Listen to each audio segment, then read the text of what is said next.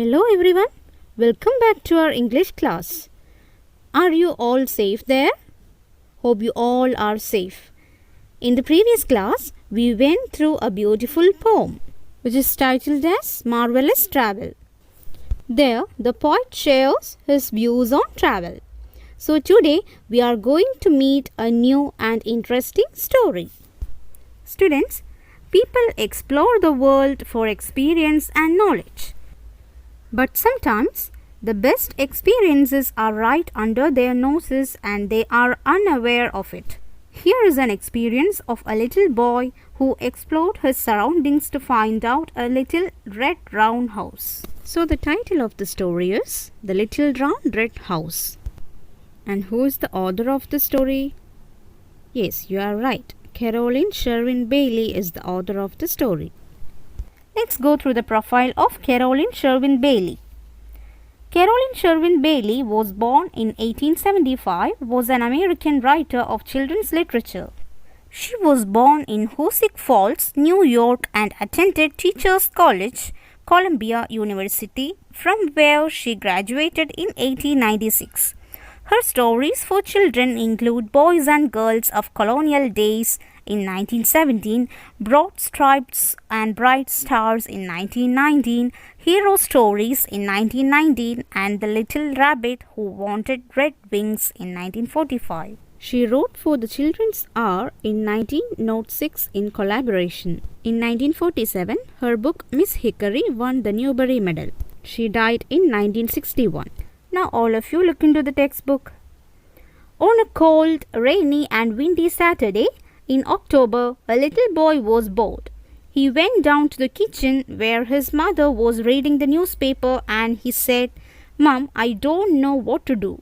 I'm bored, bored, bored." His mother looked up from her paper and smiled. "Why don't you draw a picture with your new crayons?" "I already drew 100 pictures," he said. "I'm bored, bored, bored." "Well, why don't you read one of your new library books?" she suggested. "I already read all of my books 1,000 times. I'm bored, bored, bored," he said. Students, here the meaning of explore means to examine something thoroughly. Students, here a little boy is the main character who always complained about his boredom. Here, the mother asked the boy to engage himself drawing pictures with his new crayons, read new library books, or play with his toys. But here the boy had already completed these activities. So, he is saying that he is feeling bored. Now, all of you look the textbook. "How about playing with your toys?" she said. "I already played with 1,000,000 toys. I'm bored, bored, bored." Most of the time, mothers don't like it when their children say they are bored. "I was never bored when I was your age," they say, though this can't be true, can it? The little boy's mother thought for a bit and then she said, "I remember one day when I was your age and I was bored. My mother, your grandmother, sent me out to search for the strangest little house. If you'd like, I can tell you just what she told me to do." The little boy looked up. His mother was bored once. "That was interesting," she said. "First, you need to put on your raincoat and your hat and your scarf and your mittens and your boots. Then you need to go outside. And then you need to walk up the block and down the block and around the block to look for that little house." "What kind of little house?" the little boy asked.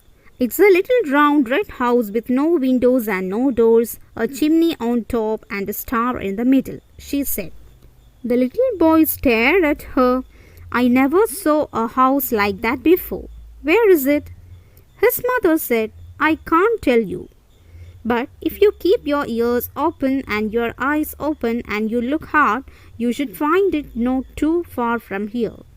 You won't even need to cross the street." "I'll do it," he said. Here a bit means a short time.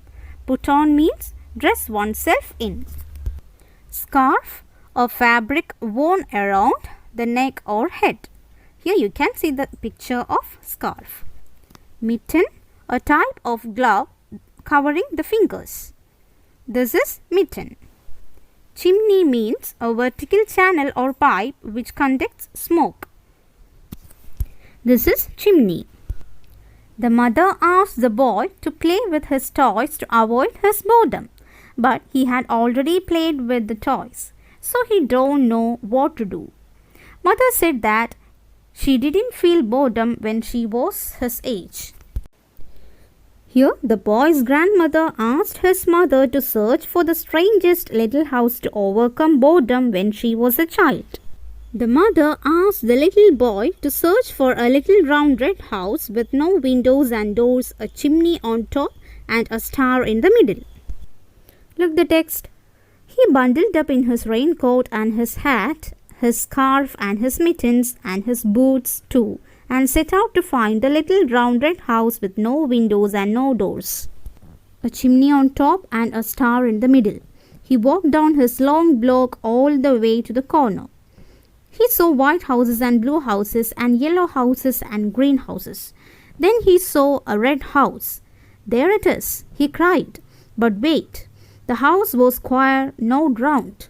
It had a chimney, all right, but also lots and lots of windows. It had a door too. He couldn't tell if there was a star. The windows had curtains on the inside. That can't be it, he said, and continued his march around the corner, up the long block and to the next corner. There were yellow houses and brown houses and many colored houses, but not one of them was a little round red house with no windows and no doors, a chimney on top and a star in the middle. Here, bundle up means tie something into a bundle. Set out to leave a place and begin a journey. Pull up means to stop. Students, how was the boy dressed? Yes, the boy put on his raincoat and his hat, his scarf and his mittens and his boots. Then what were the features of the first red house that the boy found?